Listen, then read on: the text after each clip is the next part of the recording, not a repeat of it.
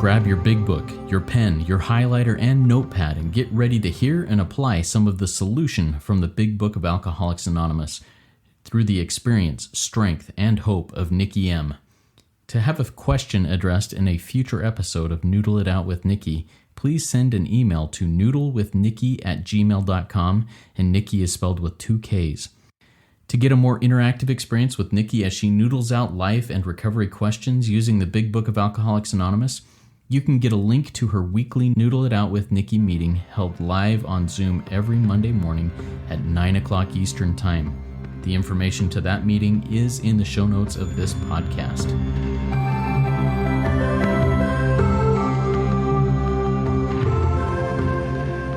God morning, God afternoon, and God evening to all. My name is Justin B. I'm a son of an all-powerful and all-loving God and a qualifying addict in multiple fellowships, living in the miracle of recovery one day at a time. And I'm here with the intelligent agent, spearhead of God's ever-advancing creation, and my co-host, Nikki M. Nikki, introduce yourself and tell us a little bit about what's going on today.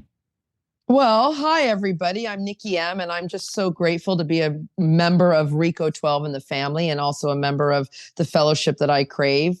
And I'm an intelligent agent spearhead with superpowers, according to my big book, because it does say we have powers that are God-given.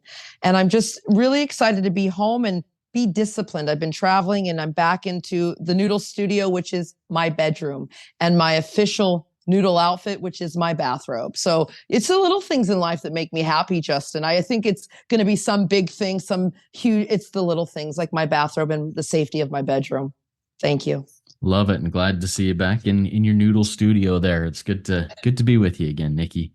All right, so at the end of most of these recordings that we do, I put out the invitation, hey, if you have questions for Nikki or us to address in this, please send an email to noodlewithnikki@gmail.com. We got an email in over the last week or so while you were out of the country, and I'm going to read this email to you as we get going and doing a deep dive into the Big Book of Alcoholics Anonymous for answers to everyday questions that we encounter in our recovery, in our lives, in the world. So I'm going to go ahead and read this email from Julie K, and we'll get right into it. This email says, "Hi, Nikki. I was raised by parents who exposed us as kids to alcohol and alcoholism. I finally see the truth, and with understanding can see how codependency has gripped me. I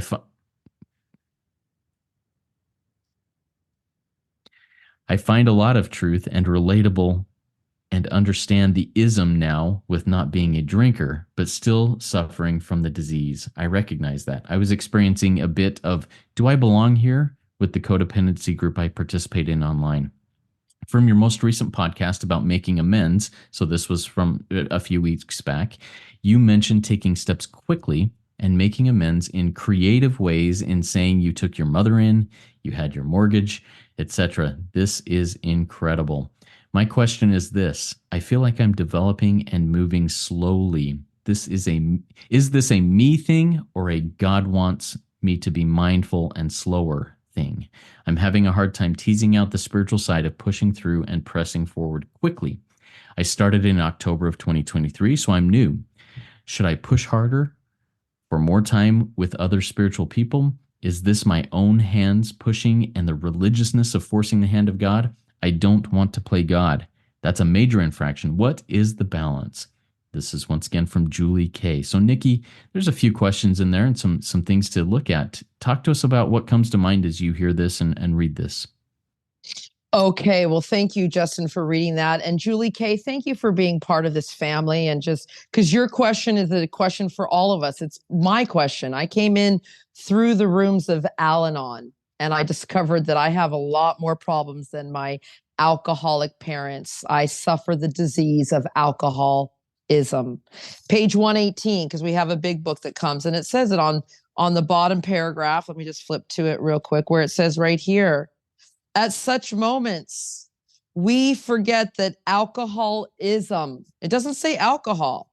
It says the alcoholism, the disease of self, is an illness over which we're into the wives, to the children, to the coworkers, to the people who suffer the disease of alcoholism, right?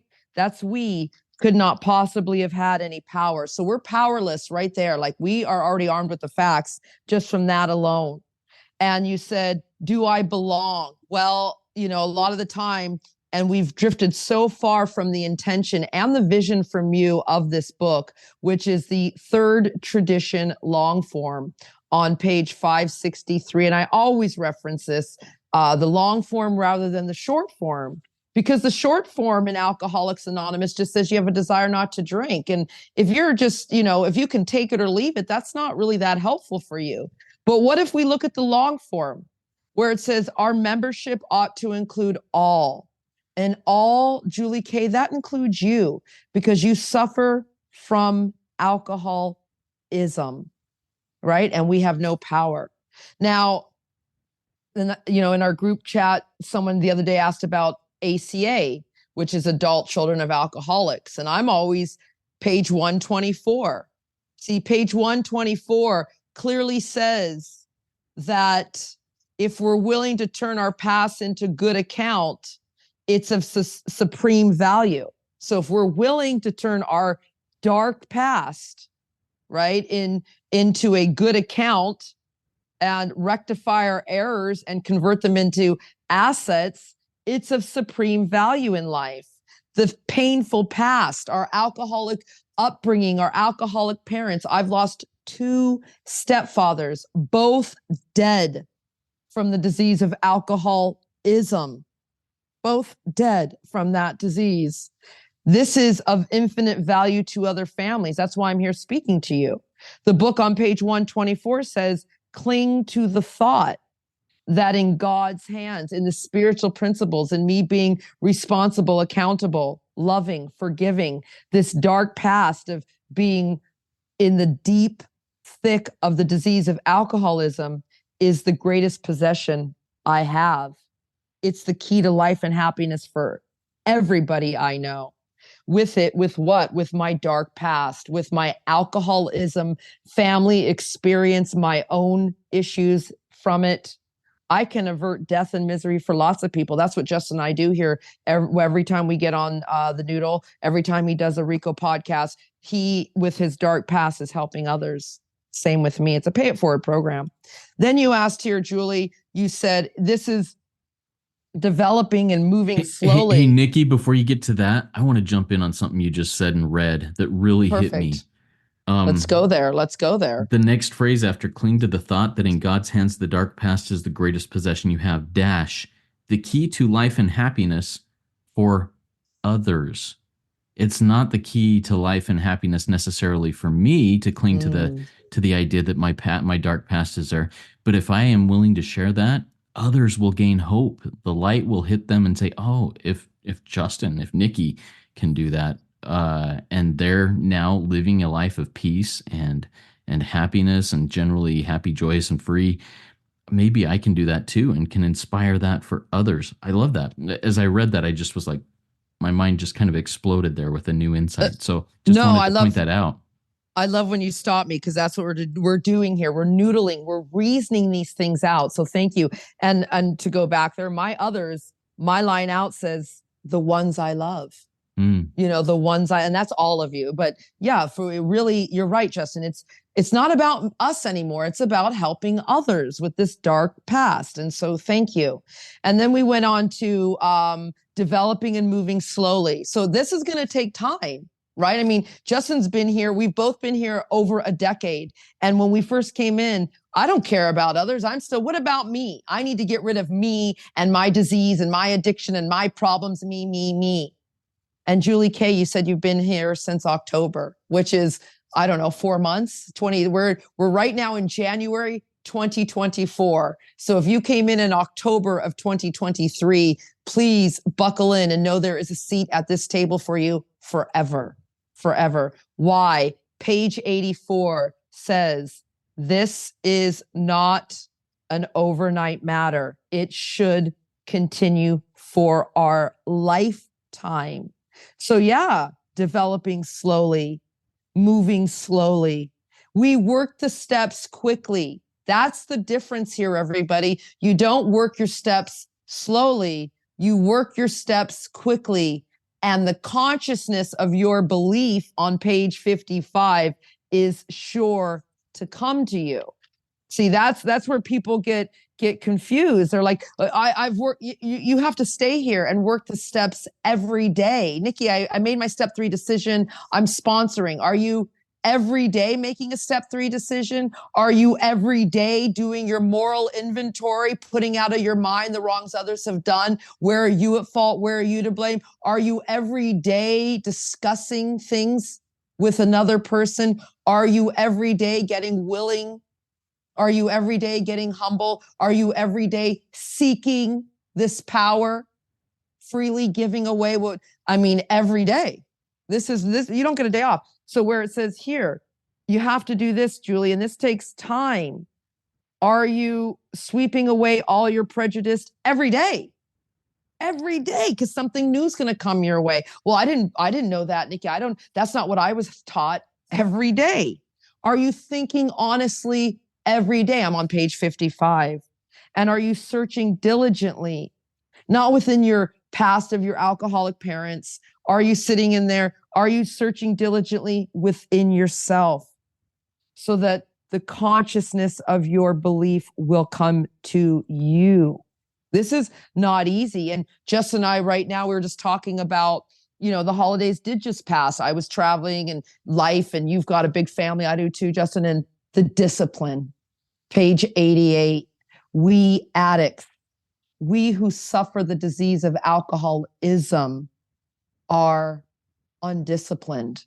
So we must let God discipline us. What? Oh, I've done the steps, Nikki. I've been here. I did these things. So this is forever, because it tells us, this book comes with a lot of warnings too, Justin. It says there are certain trials and low spots ahead.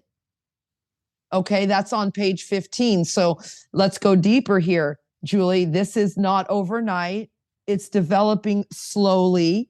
And I think I said on our last episode, I was talking about everyone forgets the vision for you. Go deeper. We said in finding God, we find ourselves. We just all of a sudden found God. This is every day. We've got to look for this power. Every day. We have to, they knew, page 159, they knew they must help other alcoholics if they would remain sober. Above that, I put emotional sobriety. See, I know that I must, when I see the word must, says the previous sentence on page 159 to that says, third paragraph down, it says right here, these men and women had found something brand new in life.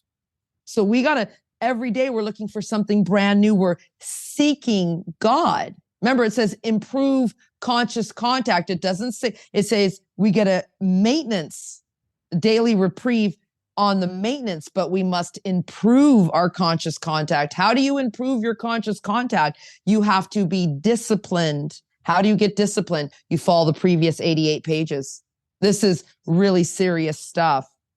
This is a spiritual way of living. They were willing by day or night to place a new man in a hospital and visit him afterwards. I mean, you don't get a day off.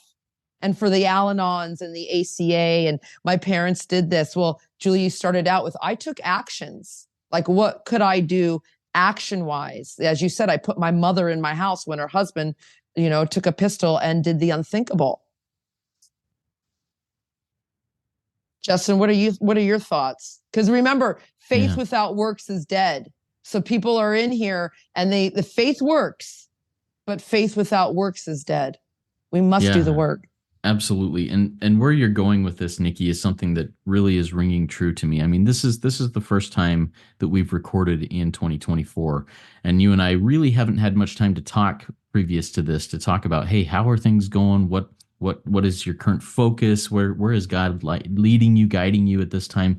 And I'm just going to take just a minute and share what God's focus for me is this year, at least for the time being, until that changes. But at the beginning of the year, I said, hey, God, what do you need me to be aware of this year?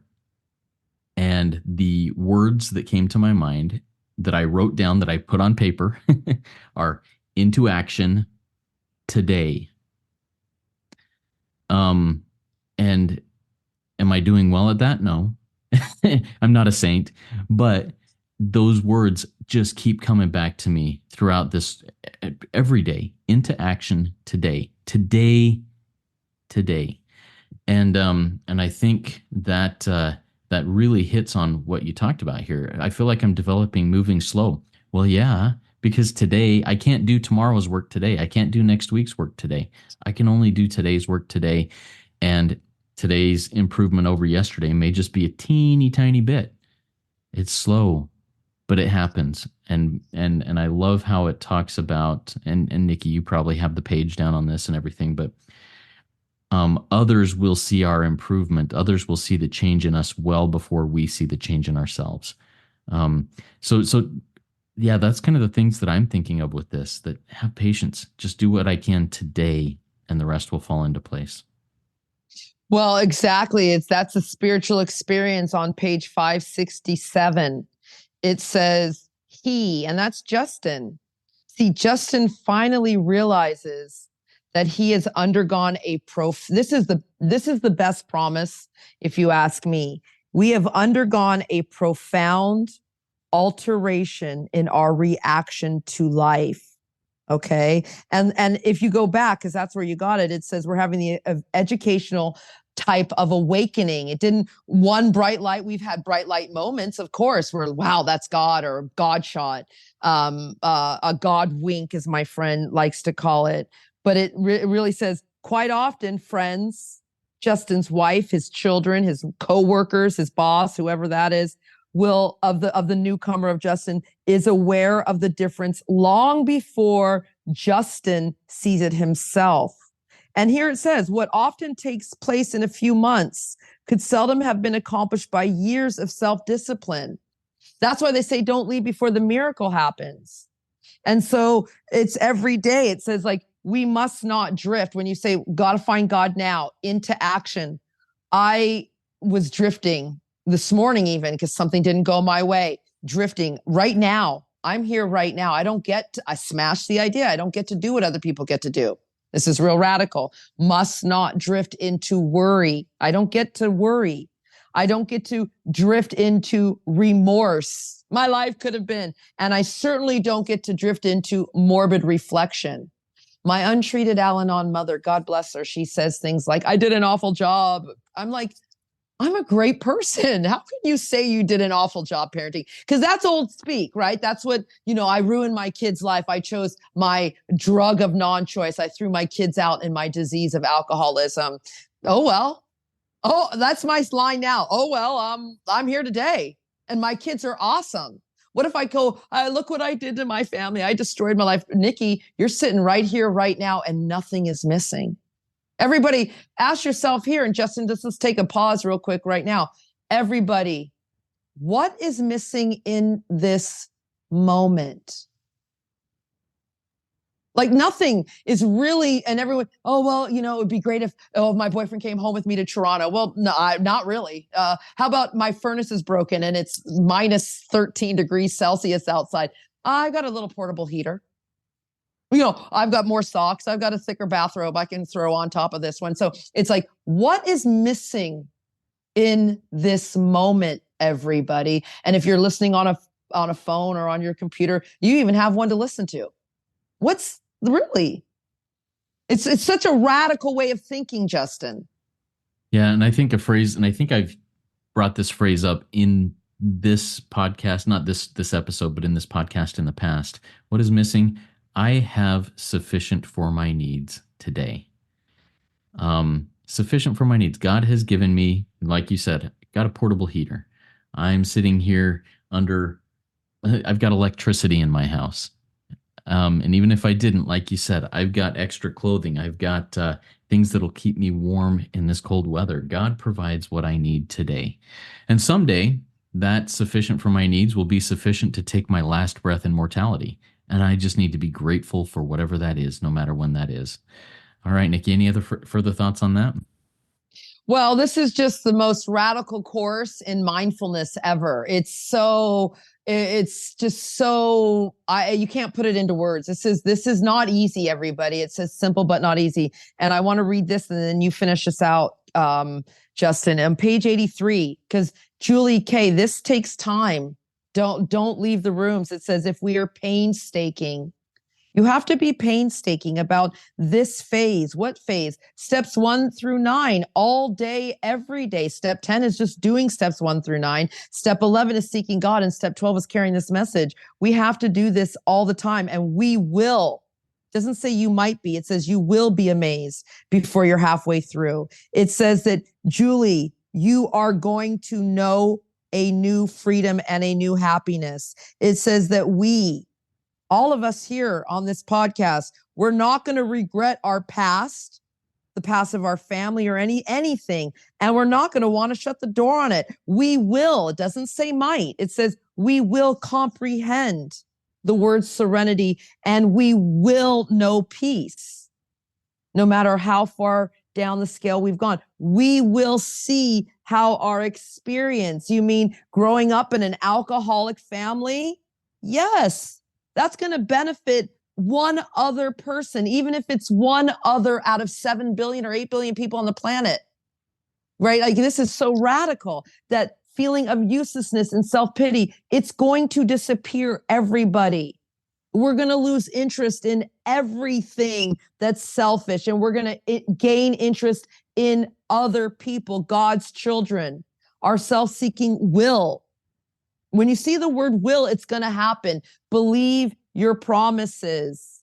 I love this one. I'm just going to skip down to this. We will suddenly realize that God, this tapped a source of power much greater than ourselves, is doing for us what we could not. How about never? I could never do this for myself, Justin. The promises are real, my past, and nothing is missing. And I'm going to have hey, how about this? I'm going to have the greatest day of my life today. Thank you for the reminder, Justin B. Love it. And I'm going to take us out with a reading from the last paragraph plus a sentence of the first 164 pages in A Vision for You. Abandon yourself to God as you understand God. Admit your faults to God and to your fellows. Clear away the wreckage of your past. Give freely of what you find and join us. We shall be with you in the fellowship of the Spirit, and you will surely meet some of us as you trudge the road of happy destiny. May God bless you and keep you. Until then,